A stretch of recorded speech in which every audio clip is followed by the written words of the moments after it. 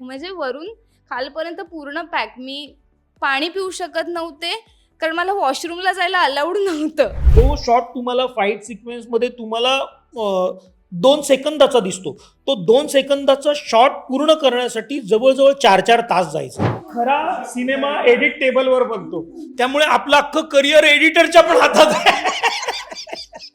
जोपर्यंत मराठी युनिव्हर्स हा सक्सेस होत नाही तोपर्यंत आम्ही जे पाठ बनवत राहतो. आम्हाला असे टॅग्स चिकटवलेले असतात, त्या बाहेर जाऊन कुणाला विचार करायला आवडत नाही. डिरेक्टरकडे रिपीट होणं ही नटासाठी फार आनंदाची गोष्ट असते. अगदीच करेक्ट.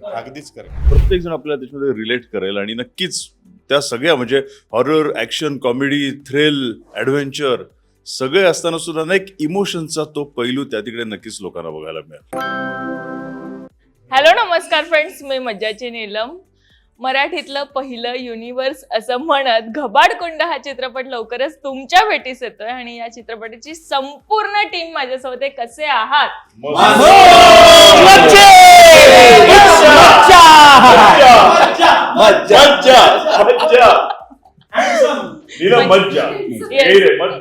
पण आता सगळ्या गप्पा रंगून झाल्यात आल्यापासून सगळ्यांच्या. आमच्या चालूच असतात. पण शूटिंगच्या वेळेसही असंच असायचं की कुठेतरी असं व्हायचं की तुम्हाला सांगायला लागायचं की अरे बाबा थांबा, आता आपण हे सीन शूट करून घेऊयात, असं व्हायचं. आम्हाला डिरेक्टरला सांगायला लागायचं. आणि हे खरं सांगतोय तो, सांग. डिरेक्टरला सांगायला थांब बाबा थांब, आपण शूट करूया आता काय. नाही म्हणजे हो, म्हणजे जे आता जे आपण इंटरव्ह्यू करतोय पण ते तुला बोलू देत नाही, तसं शूटवर पण असंच व्हायचं आणि अशीच आम्ही मज्जा करायचो. येस, पण आता मराठीतलं पहिलं युनिव्हर्स घेऊन जेव्हा येतात, म्हणजे आता तुम्ही ट्रेलर लॉन्चला सांगितलं की हे युनिव्हर्स तुम्ही का घेऊन येताय, पण एक असं असतं ना की या इंडस्ट्रीत वावरताना आपण काहीतरी नवीन घेऊन यावं किंवा आपण हे युनिव्हर्स सुरू करावं, असं कुठेतरी एक ट्रिगर पॉइंट असतो आणि तो कधी आला की हा आता आपण हे सुरू केलं पाहिजे आणि हे माझ्यापासूनच सुरुवात झाली पाहिजे, हे कधी आणि कसं ठरलं? फिल्म मुळात नाही, खूप मोठी शिकण्याची प्रक्रिया आहे. पहिला फिल्म आपण मेहनतसारखंच करतो, टेक्निकली गोष्टी आपण त्या सेमच करतो. तर अशा 2-3 फिल्म झाल्यानंतर शिकत आल्यानंतर काही गोष्टी कळल्या की आपण काय चुकतोय किंवा आपल्याला गोष्ट का समजत नाही आहे किंवा एक स्वतःचा एक अभ्यास असतो. आल्यानंतर मला ती गोष्ट सापडली की नाही, आपण ना एक चुकीच्या ट्रॅकवर होतो किंवा ती गोष्ट आपल्याला भेटत नव्हती, तर ती मला मिळाली की काहीतरी वेगळं केलं पाहिजे किंवा काहीतरी गोष्टी ज्या अनुभवतो किंवा ज्या गोष्टी आपल्या आहेत त्या गोष्टीवरती विषय केले पाहिजे, जे खूप वेगळ्या पद्धतीनं मांडणी झाली पाहिजे. तर तिथनं मला ते ट्रिगर झालं आणि आल्यानंतर मला स्वतःलाच वाटलं की आता खूप काही वेगळं करायचं आहे. मग त्या अभ्यासातून किंवा आल्याच्या प्रेमावरनं किंवा सर्व गोष्टीवरनं या गोष्टी जाणवल्या की नाही, मराठीत पहिला युनिव्हर्स आला नाही आणि आत्ताचा ट्रेंड तो चाललाय. म्हणजे आपण बघा ना, आपण वेब सिरीज बघतो, पहिला पार्ट झाल्यानंतर आपल्याला दुसऱ्याची एक्साइटमेंट असतं किंवा हॉलिवूडचे फिल्म बघतो की याच्यानंतर त्यांची पुढची कुठे ना कुठे गुंतवणूक असते. तर मला असं वाटलं की हा जर ट्रेंड चाललाय तर आपल्याला हा ट्रेंड का नाही आहे, आपण हा ट्रेंड आणला पाहिजे. म्हणून ते गुंतवणुकीची गोष्ट किंवा आता माझं असं एक हे झालंय की जेवढा फिल्म कठीण लिहिण्यात येईल, जेवढा फिल्म कठीण असेल तो दिसण्यात तेवढा चांगला दिसतो. सो म्हणून आम्ही फर्स्ट युनिव्हर्स आणण्याचा हा प्रयत्न. मग काय विचार केला याचे, किती पार्ट्स किंवा किती भाग असे होतील आता? आता पार्ट्स किती करायचे हे तर नाही ठरवलं, पण याच्या कथा खूप साऱ्या आम्ही लिंक करून ठेवल्या आहेत की फॉर एक्झाम्पल आता संदीप दादाचा दिल्या याच्यावरती एक कथा आली, तो अल्ल्याड भाग होता. कदाचित याच्यातनं याच्या पुढचं कुठल्या तरी कॅरेक्टरवरती हे असणार, तिथं काही लोक येतील, अशा गोष्टी होत राहील. आणि जोपर्यंत मराठी युनिव्हर्स हा सक्सेस होत नाही तोपर्यंत आम्ही जे पाठ बनवत राहतो. वा, पण वैष्णवी आता सोशल मीडियावर तर फणस तोडताना दिसते, काजू काय आले तुम्हाला? पाठवलेले आहेत, तिथून काहीच दिवसात पोचतील. काही नाही. येईपर्यंत ना काजू मिळाले ना जांभूळ मिळाली. मी पण नाही खाल्ले ग, मी शूट केलं लोकांना दाखवण्यासाठी. आणि ती नुसती म्हणाली की फणस खाऊया बरं का, आणि आणलं काहीच नाही. फणस खाऊया बरं का. नाही नाही, मग तू म्हणलीस फणस कापा बरं का. अरे दादा, मी चुकून लपून 3 काजू खाल्ले हिच्या त्या याच्यामधले, ती लपून ठेवती ती हा असेल आता ही बॅग मध्ये. स्वतःच्या घरात बनलेले काजू म्हणजे दादा काय, 3 दिवस जेवलो नाही ते 3 काजू खाल्ल्यानंतर. पण काय वैष्णवी, म्हणजे का असं सगळ्यांना तो अजून पण दिलंच नाहीयेस? नाही नाही, सगळे कामात शूटिंग मध्ये इतके बिझी असतात. जरी मी फणस पाठवला असता, सकाळी गाडी 4-5 वाजता पोहोचते, उचलून काढून घ्यायला कोणी रेडी होतं का विचार. मग लगेच बुकिंग नेक्स्ट डे. येस, पण आता ह्या चित्रपटात जसं तू ट्रेलरच्या दिवशी तुझी भूमिका काय आहे असं विचारल्यावर काही ओळी गुणगुणलेलीस आणि मला असं वाटतं त्या पुन्हा गुणगुणाव्या, आणि मग मी त्याचा संबंध सांगते. कारण मी आता ट्रेलर पाहिल्यावर मला जाणवलं, अरे हाय, हे सुरुवातीचे काही ते शब्द आहेत, सो ते काय आहेत पुन्हा एकदा ऐकायला आवडेल. अगदीच मी ते गुणगुणून दाखवेन, पण ते आत्ता नाही. आत्ता मी म्हणजे माझ्या कॅरेक्टरचे ना सरांनी 2 पैलू केले आहेत, जे माझ्यासाठी खरंच खूप मस्त गोष्ट आहे. की एका ॲक्ट्रेसला किंवा ॲक्टरला काय हवं असतं की आपल्याला आपल्या कॅरेक्टरमध्ये वेगवेगळे पैलू करायला मिळतात, ही खूप मोठी गोष्ट आहे. तर ते आम्ही सिक्रेट ठेवलं आहे सध्यासाठी. पण मी त्याच्या पहिल्या पैलूबद्दल बोलू शकते, ज्यात खूप म्हणजे खूप चॅलेंजेस होते, खूप मजा होती. हार्नेस लावून स्टंट होते, म्हणजे मला एक भीती वाटत होती, कारण ती लांब वेणी होती, एवढी एवढी अगदी ढोपराच्या खालीपर्यंत. आणि हार्नेस लावल्यावर कसं असतं, जरा जरी मुवमेंट आपली चुकली आर्टिस्टची, तर कुठेतरी ते गुंतू शकतो तो दोरा आपल्या बॉडीमध्ये आणि आपल्याला लागू शकतं. तर मला भीती काय होती की ती वेणी अडकेल आणि माझा मुंडकच ओढला जाईल की काय वगैरे वगैरे. पण साऊथचे खूप मोठे स्टंट, ती त्यात गेलीये. म्हणाले मी, गावठी शब्द आहे ना. छान वाटलं मला. हा, सो ती फिलिंग होती माझी शूट करताना की ते तसं होऊ शकतं वगैरे की काय. पण नाही, स्टंट डिरेक्टर होते साऊथचे खूप मोठे, त्यांच्या सगळं डिरेक्शन खाली खूप छान झालं ते.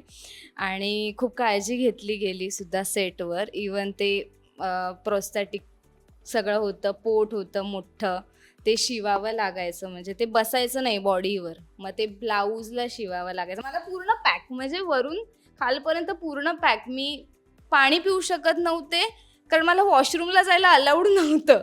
कारण हे सगळं करायला 2-1 तास लागायचे, आणि ते परत काढून परत करणं, आपल्याकडे तेवढा वेळ नसतो, कारण अगदी तिथे 1-1 मिनटं खूप महत्त्वाचा असतो. सो हे सगळे एक्सपिरियन्स घेता आले, त्यामुळे मी फुलफिल आहे खूप. वा, पण देवदत्त सर, तुम्ही मग आधी इंटरव्ह्यू केला त्यात म्हणाले की तुम्ही स्टंट केले, पण मी जेव्हा ट्रेलर पाहिला तेव्हा मला तो एक तुमची फ्रेम किंवा तो एक सीन मला फार आवडला. पूर्ण निसर्ग दिसतोय आणि तुम्ही ते लटकताय, ते कमाल दिसतंय. येस, पण सर तुम्ही आता जर जेव्हा हा चित्रपट आता मोठ्या पडद्यावर येईल, तुम्ही स्वतः कोणता सीन पाहण्यासाठी खूप उत्सुक आहात स्वतः? मी सांगेन की मला तो एक शॉट बघायचा आहे, ज्या शॉटमध्ये तो शॉट बघितल्यानंतर, तो ओव्हरऑल सीन बघितल्यानंतर मला तर खूप इमोशनली मी हे झालो होतो. तो प्रत्येक ऑडियन्सला तो शॉट बघितल्यानंतर तुमच्या डोळ्याच्या कडा नक्कीच ओलावतील. आमच्या संदीपचा आहे तो शॉट. तो शॉट मला खूप आवडला आणि तो मी प्रत्येक ह्याच्यामध्ये आवर्जून सांगत असतो. मी म्हटलं ना की तो म्हणजे सांगण्यापेक्षा बघणं हेच खूप महत्त्वाचं आहे, कारण तो जो काही त्याच्यामध्ये म्युझिकसुद्धा जे कनेक्ट झालेलं आहे आणि त्याचं जे काही मॅनरिझम्स आणि ओव्हरऑल प्रत्येकजण आपल्याला त्याच्यामध्ये रिलेट करेल. आणि नक्कीच त्या सगळ्या म्हणजे horror, action, comedy, thrill, adventure सगळे असताना सुद्धा ना एक इमोशनचा तो पैलू त्या तिकडे नक्कीच लोकांना बघायला मिळेल आमच्या संदीपकडनं. सो प्लीज 19 जूनला हा जो शॉट आहे, हा जो सीन आहे, तो प्लीज फक्त आणि फक्त थिएटरमध्ये बघा. खूप मस्त वाटेल. हो, पण आता कुशल दादाकडे येते. कुशल दादा, तो सेट आम्ही बघितला, एवढा भव्य दिव्य सेट होता, त्यात तुम्ही सगळेजण शूट करत होते. मला तुझ्याकडनं खरं तर बिहाइंड द सीन जे असतात ना, BTS आपण म्हणतो, तसे काही किस्से ऐकायचे की त्या एवढ्या मोठ्या सेटवर काहीतरी गोष्टी घडल्या असतील, काहीतरी प्रँक तरी केले असतील, असं काही घडलं? कारण ती विहीरच आम्ही बघितली, कमाल आहे ती विहीर, आणि तिथे तर खूप किस्सेच घडले असतील. आधी मी सांगतो की आम्ही ना खूप प्री सेशन्स केले या सिनेमाच्या रीडिंगचे, कॉस्ट्युमसाठीचे, त्याच्यानंतर फाईट सिक्वेन्सचे. आणि ज्या दिवशी आम्ही सिनेमाच्या स्क्रिप्टचं रीडिंग केलं ना, त्या दिवशी प्रीतम सर पहिल्यांदा आम्हाला सेटवर घेऊन गेले की आपला सेट बघायला जाऊयात. तर सेटवर पोचेपर्यंत ना, कारण रीडिंगचं ठिकाण आणि सेटचं ठिकाण हे खूप लांब होतं.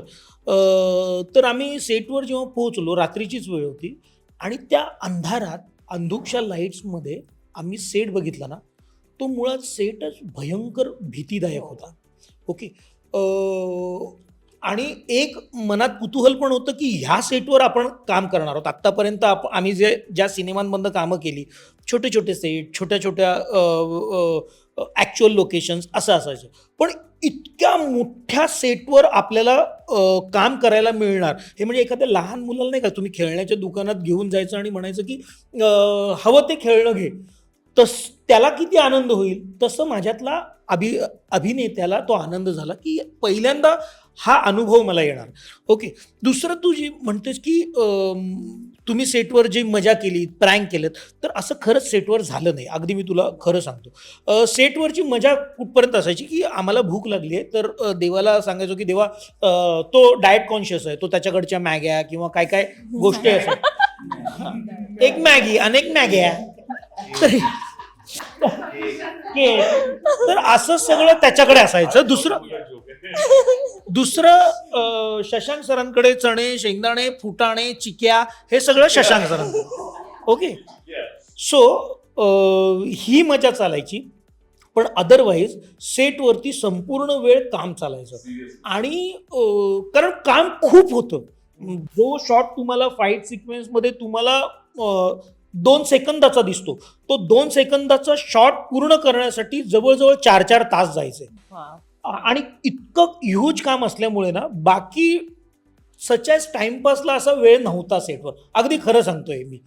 पण ह्याच्यातनं काही वेळ काढून थोडंसं दहीहंडी असेल किंवा 15 ऑगस्ट असेल, तर त्यावेळेला आम्ही झेंडावंदन मात्र आवर्जून केलं होतं. दहीहंडीच्या दिवशी आम्ही जेव्हा सगळे सुट्टीवर असतात त्या दिवशी सुद्धा आम्ही काम केलं, शूट केलं. पण एक गंमत म्हणून अर्धा तास आम्ही जरा मज्जा केली. पण अदरवाईज ह्या सिनेमात आम्ही इतकं सिरियसली काम केलं आहे ना, कारण आम्हाला सगळ्यांना असं वाटतं की हा सिनेमा आमच्या सगळ्यांच्या आयुष्यातला एक सर्वोच्च बिंदू असेल. मला तरी असंच वाटतं की इतका सुंदर सिनेमा असा नाही का, आपण म्हणतो की एखादा केक कापला जातो आणि त्यातलं चेरी आपल्याला वाटायला येते, असं प्रत्येकाला वाटतं की हा चेरीचा केक आपल्या वाटायला आला. इतकं प्रत्येकाला आपली भूमिका जबरदस्त होती, त्याच्यासाठी प्रिपरेशन जबरदस्त होतं. त्यामुळे टाइमपासला ऍक्च्युली वेळ नाही मिळाला. पण आता तू जसं पोलीस पाटलांची भूमिका साकारतोय, हा पोलीस नेमका कसा आहे, खट्याळे? जसं आता आम्ही ट्रेलर बघतो, टीजर बघतो, तेव्हा आम्हाला खूप प्रश्न पडतायत, तर हा पोलीस तो प्रश्न सोडवताना दिसणार आहे आम्हाला? काय सुंदर प्रश्न विचारलास तू. खरं तर हा पोलीस पाटील नाहीच आहे, हा त्याचाही असिस्टंट आहे. ओके. पण ह्याचा रुबाब आहे ना, मोठ्या फौजदाराच्या वरचा आहे. खरं तर ह्याचा रुबाब असा आहे. ओके. आणि हा लीड करतो ना अशा कॅरेक्टरला जो परिस्थितीनुसार वागतो. सरडा असतो ना, सरडा, तसा हा कॅरेक्टर आहे. हा परिस्थितीनुसार रंग बदलतो स्वतःचे. मी सर्व्हाइव्ह करणार, बाकी जग मेलं तरी चालेल, हे याची कॅप्शन आहे या कॅरेक्टरची. आणि खूप वेगवेगळ्या छटा आहेत, खूप वेगवेगळे रंग आहेत ह्या कॅरेक्टरला. आणि एखाद्या नटाच्या आयुष्यात अशी भूमिका येणं हे म्हणजे त्याचं नशीबच बलवत्तर लागतं. आणि त्याच्यासाठी प्रीतम सरांसारखा एखादा डिरेक्टर लागतो. येस. पण प्राजक्त, मला एक विचारायचं भाग नाही, पण हा माझ्यासाठी खूप सिरियस प्रश्न आहे. सेटवरती गुलाबजामुन यायचे. कुशल दादाला ना जेवण झाल्यानंतर स्वीट खायला आवडतं. पहिल्या दिवशी गुलाबजामुन आले, आमच्या DOP दादाला मिळाले, एडिटर दादाला मला मिळाले नाही. तो लपून घेऊन जायचा, म्हणजे आणि याला माहित नसायचं का तो DOP दादा आणि मी सोबत खातोय. बघा दादा, म्हणजे हे काय असतं, मला खरंच प्रश्न आहे. म्हणजे हा महाराष्ट्राला याचा प्रश्न पडेल कदाचित की असं का. तर लपून तो माझ्यानुसार लपून घेऊन जायचा आणि डीओपी दादा खायचा माझ्यासमोर आणि दोघे माझ्यासमोर खायचे रे. आणि मी विचारलं की अरे तुमच्याकडे स्वीट आहे, माझ्याकडे नाही, हे कुशल दादानी पाठवलं. बरं पहिला दाद आलं तर ठीक आहे बाबा, चुकीनं झालं असणार, ठीक आहे आपण हे समजू.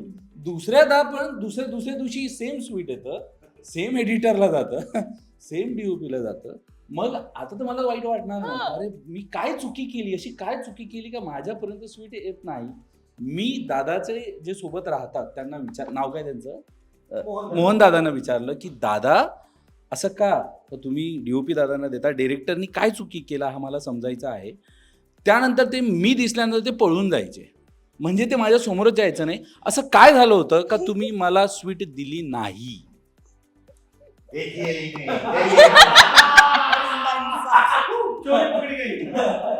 काय व्हायचं ऍक्च्युली माझं नाव प्रीतम सरांना सजेस्ट केलं.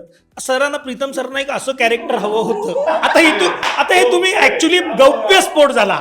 ओके, काय झालं तुम्ही मला पकडलं आता. तर काय प्रीतम सर अशा एका ऍक्टरच्या शोधात होते की जो वेगवेगळ्या छटा ह्या कॅरेक्टरमध्ये दाखवेल. ASPP हे खरंच विविध रंगाचं कॅरेक्टर आहे.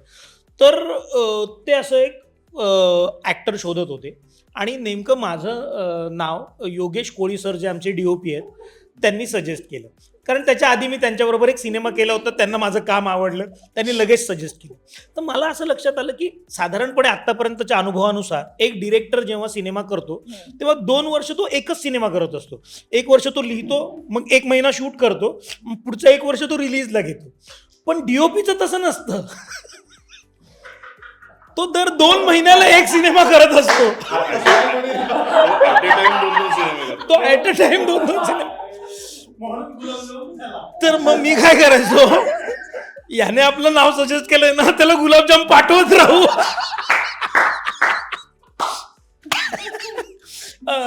पण ज्या अर्थी या सगळ्यांबरोबर मी इथे गप्पा मारताना दिसतोय आणि आमचे DOP सर इथे नाही आहेत, याचा अर्थ माझे गुलाबजाम फळले नाहीत.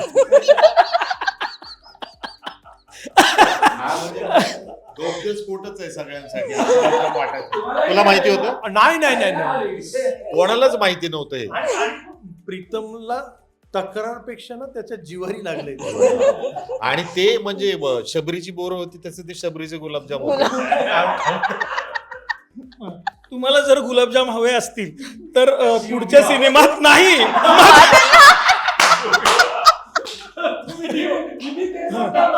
DOP सारखं वागा. पुढच्या सिनेमात मला सजेस्ट करा. एका नटाला काम मिळवण्यासाठी काय काय करावं लागतं. जाम मेहनत नाही तर गुलाबजाम मेहनत करावी लागते. आणि दुसरं त्यांनी नाव घेतलं एडिटर. असंही म्हणतात की खरा सिनेमा एडिट टेबलवर बनतो, त्यामुळे आपलं अख्खं करिअर एडिटरच्या पण हातात आहे. सॉरी पण मला खरोखरच जेवल्यानंतर स्वीट आवडतं, एवढंच त्यातल्या मागचं गणित आहे. प्राजक्ता सेटवरही असंच असायचं? हो हास्य कल्लोळ हो हो सुरूच असायचं? हो असंच असायचं. आम्ही सगळे तसेच आहोत, त्यामुळे त्या पद्धतीने काम केलं तरच आमचं नॉर्मल होऊ शकतं. पण एखाद्या सेटवरचा झालेला विनोद जो कायम असं घबाडकुंड हे नाव जेव्हा पुढे काढलं जाईल तेव्हा तुम्हाला सगळ्यांना पटकन आठवेल किंवा तुम्ही एकत्र भेटलात तर आठवेल, असा कोणता आहे किस्सा? आत्ता जो घडला तोच किस्सा. काय प्रीतम? किस्सा आहे. तो झालाय ऑलरेडी, तो झाला ना ऑलरेडी गुलाबजाम किस्सा. पण ताई तुझ्या भूमिकेला काय नेमकी छटा आहे? कारण आता जेव्हा ट्रेलर पाहिला ना तेव्हा असं समजून नाही येते, म्हणजे मी जेव्हा पाहिला तेव्हा मला पटकन कळत नव्हतं. जेव्हा मी वैष्णवीची समजून येऊ नये म्हणूनच ट्रेलर मध्ये तसं ठेवलंय ना. कशी छटा आहे असं समजायला तरी हवी. अरे अच्छा ही छटा आहे, आम्ही असा अंदाजच लावू शकत नाही आहोत. वास्तवदर्शी भूमिका आहे. जसं एखाद्या बाईला राग, लोभ, मदमोह, मत्सर ह्या सगळ्या गोष्टी चिकटलेल्या असतात, तशा त्या भूमिकेला चिकटलेल्या आहेत आणि त्यानुसार ती भूमिका वागती आहे आणि ती तसं वागतीये म्हणून पुढचा चित्रपट घडतोय. तर कार्यकारण भाव हा चित्रपटाचा ही सोनी आहे की ती एक काहीतरी गोष्ट करायला दिल्याला ढकलतीये म्हणून ती गोष्ट होतीये आणि मग पुढे चित्रपट घडतोय. अच्छा, म्हणजे एकंदरीत तुझ्या भोवती हा चित्रपट फिरणार आहे सगळ्यांभोवती चित्रपट कथेभोवती फिरणार आहे. हा कथा ही आमचा सूर्यमालेतला सूर्य आहे आणि आम्ही सगळे ग्रह आहोत. त्यामुळे हा सगळा चित्रपट हा कथेभोवती फिरणार आहे. म्हणजे लहानपणी आपण त्या चंपक, ठकठक, चांदोबा मधल्या सुरस चमत्कृतीपूर्ण अद्भुत रहस्यमय कथा वाचायचो आणि त्यानंतर आपल्याला जे वाटायचं आतून की असं कुठे घडतं किंवा असं कुठे घडत असेल तर ते इथे घडतंय, त्या पद्धतीचा हा चित्रपट आहे. किंवा मला पटकन सांगावं असं वाटतं की मी नारायण धारप वाचताना मी नारायण धारप वाचतीये आणि गुंतीये आणि माझ्या दरवाजावर कोणीतरी नॉक करते आणि मला धक्का बसतोय प्रचंड, माझ्या मनावर परिणाम होतोय, असे धक्के देणारा हा चित्रपट आहे. पण ही कथा जेव्हा तू ऐकली होती, पहिल्यांदा ही संहिता ऐकली होती, तेव्हा तुझ्या मनात काय असं होतं ना की पहिलं काहीतरी क्लिक होतं, तेव्हा काय झालं होतं? तेव्हा मला वाटलं अरे यावर्षी संजय नवगिरे आणि माझी हॅट्रिक होतीये. हो. कारण या चित्रपटाचे जे लेखक आहेत संजय नवगिरे, आम्ही आधी 2 चित्रपट केले आणि ते आले होते लगेच. तर ह्या चित्रपटाच्या निमित्ताने मला असं वाटलं हॅट्रिक होती आणि माझी खूप इच्छा होती प्रीतम सरांबरोबर काम करण्याची. मी अल्याड पल्याड पाहिला तेव्हाच मला असं वाटत होतं की या पद्धतीत आपल्याला कोणी कास्ट करेल का, जसं कुशल आपल्याला एरवी वाटतं की आपल्यासाठी अशा भूमिकांचा विचार होईल का, तर व्हायला पाहिजे हे वाटतं, पण जनरली होत नाही. कारण आम्हाला असे टॅग्स चिकटवलेले असतात, त्या बाहेर जाऊन कुणाला विचार करायला आवडत नाही किंवा तेच चेहरे सिनेमात घ्यायला आवडतात पण आपण प्रयोग करून बघावेत अशी इच्छा कुणाची होत नाही. तर माझी प्रचंड इच्छा होती की प्रीतम सरांबरोबर काम करूयात अल्याड पल्याड पाहिल्यानंतर, आणि त्यांनी विचारलं नाही म्हणण्याचा प्रश्नच नव्हता, कारण मलाच काम करायचं होतं त्यांच्या. पण असंच शशांक सर तुमच्या बाबतीत झालं की तुमचा लुक हाच फार वेगळा आहे, कमाल आहे, आणि जसंच मी मगाशी विचारलं की सर तुम्ही खरंच टक्कल केलं होतं का या भूमिकेसाठी? हा म्हणजे वीग लावणं किंवा ते हे लावण्यापेक्षा टक्कल हे फार सोपं आहे. अरे फारच सोपं आहे दररोज टक्कल करणं. कारण मी ते पूर्वी एकदा अनुभव घेऊन बघितला की वीग लागल्यावर नंतर काय होतं माणसाचं, आणि ते फार अवघड आहे. ते भयंकर इरिटेशन आहे, तुम्ही कामावर फोकसच करू शकत नाही. त्यापेक्षा हे सोपं आहे, एकदा येतं खरवडून जातं, चला दिवसभराचं झालं. त्याच्यातही जर शिफ्ट एक्सटेंड झाली तर दुसऱ्यांदा यायचा तो, दुसऱ्यांदा करून जायचा तो. पण ते तसंच होतं तो त्याला, त्यामुळे ते वीग वगैरे नकोच म्हटलं होतं आम्ही त्याला, वीग नको. मग एका वेळेला वाटलं होतं असं की मोठ्या केसांचं आपण काही वर्कआउट करून बघूयात का याच्यामध्ये, किंवा दाढी काढून दाढी मोठी करूयात का, ट्रॅडिशनल बाबा ज्या पद्धतीने असतो तसं काही करूयात का. पण ते मग काय ते चर्चेअंती त्या सगळ्या गोष्टी मागे पडत गेल्या हळूहळू आणि मग तो फायनल झाला. हो, पण या लुकमध्ये सगळ्यांनी जेव्हा तुम्हाला पाहिलं तेव्हा काय प्रतिक्रिया आल्या होत्या? प्रेमात पडले सगळे माझ्या.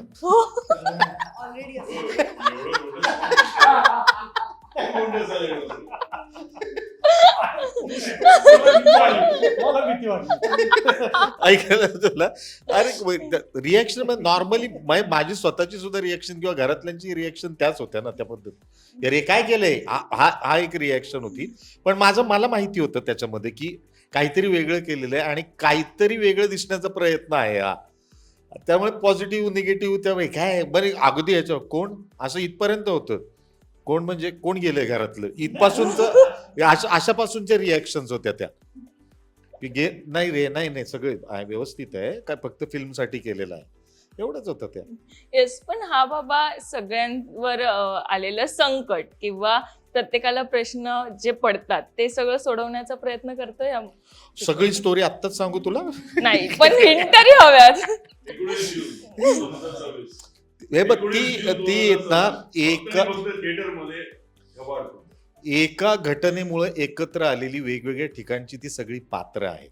त्यांचा एकमेकांशी अर्थार्थी कुठल्याही पद्धतीचा संबंध नाही त्यांची, पण एक कुठला तरी एक कॉमन मोटिव्ह आहे. त्याचा कॉमन मोटिव्ह आहे, पण प्रत्येकाची वॉन्ट वेगवेगळी आहे. ह्याला काहीतरी वेगळं पाहिजे, मला काहीतरी वेगळं पाहिजे, हिला वेगळं, त्याला वेगळं, सगळ्यांची वॉन्ट वेगळी आहे. आणि त्या ह्याच्यातून ती एकत्र आलेली कॅरेक्टर्स आहेत. ती एवढाच फक्त त्याचा संबंध आहे. तो बाकी मदत करतोय नाही करतोय हा मुद्दाच नाही त्याच्यामध्ये कुठलाही. जेव्हा संदीप सरांना विचारायचं, सर अल्ल्याड पल्ल्याड केला, अल्ल्याड पल्ल्याड नंतर पुन्हा एकदा त्याच दिग्दर्शकाने आपल्याला चित्रपटासाठी विचारणं आणि पहिलं युनिव्हर्स जे मराठीतलं येतंय त्यात आपण सहभागी असणं, हा मोमेंट आणि घबाडकुंड एकंदरीत जर मी विचारलं की संदीप सर तुमच्यासाठी काय आहे नेमकं? वा, चांगला प्रश्न आहे. डिरेक्टरकडे रिपीट होणं ही नटासाठी फार आनंदाची गोष्ट करेक्ट असते. करेक्ट अगदीच करेक्ट अगदीच करेक्ट. की आपण जे काम करतो आहोत, बरं आम्ही सगळे डिरेक्टर ऍक्टर आहोत सगळेच, हो देवा काय कुशा शशा सगळे आम्ही, की दिग्दर्शक सॅटिस्फॅक्शन आहे का, तो खुश आहे का, त्याला काय हवंय बेसिकली.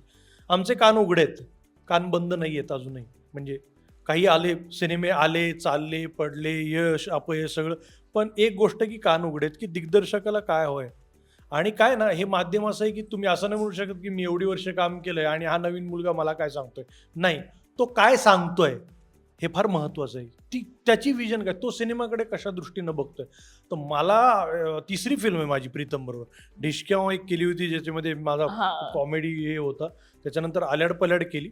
आणि बेसिकली मला काय असतं ना, नट सुद्धा शोधत असतो की अरे यार, या त्यांनी मला सिनेमात कास्ट करण्यापेक्षा मला असं वाटतं की यार मला अजूनही प्रीतमकडे ह्याच्या पुढेही काम करायला आवडेल.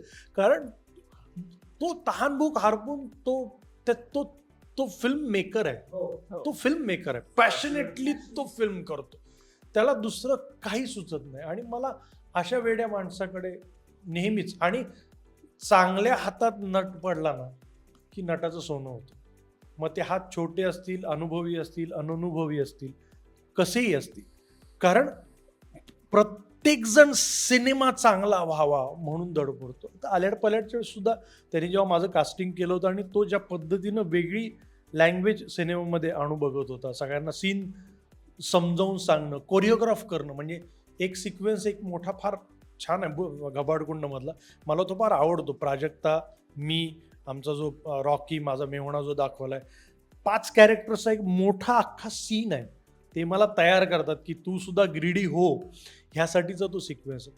तो काय डिझाईन केला आहे त्यांनी. म्हणजे बाकीच्या गोष्टी तर छानच आहेत, पण त्यांनी रिअलिस्टिक आणि तो फॅमिलीमधला एका छोट्या रूममध्ये तो डिझाईन केला होता. पण इतकी छान कोरिओग्राफी होती ना, मी ती कोरिओग्राफी बघून म्हणलं यार हा फारच तयारीचा दिग्दर्शक. असं नाही की हां आता मला सुचलंय आता हे करूया, नाही, तो ड्यूब दुसऱ्या त्याचे जे स्टुडंट्स आहेत हो. त्यांना घेऊन तो डिझाईन करतो, पण तो सीन पक्का असतो त्याचा. त्याच्यानंतर अजून एक चॅलेंजिंग म्हणजे आमच्या विहीर होती, विहीर, हो बरेच सिक्वेन्सेस विहिरीमध्ये होते.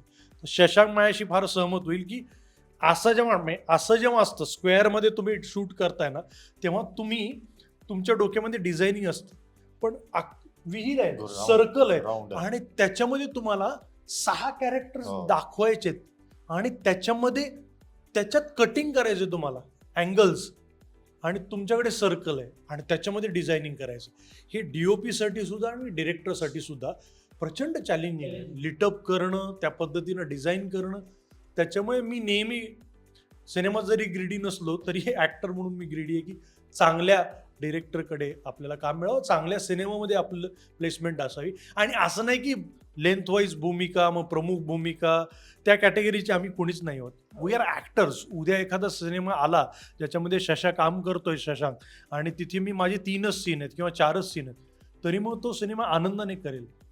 कारण मला तिथे काहीतरी वेगळं सापडणार आहे, वेगळ्या डिरेक्टरकडे मी काम करणार आहे. तसंच घबाडकुंड ही फिल्म माझ्या नशिबात होती आणि त्या फिल्मच्या त्या दिल्याभोवतीची ती गोष्ट आहे.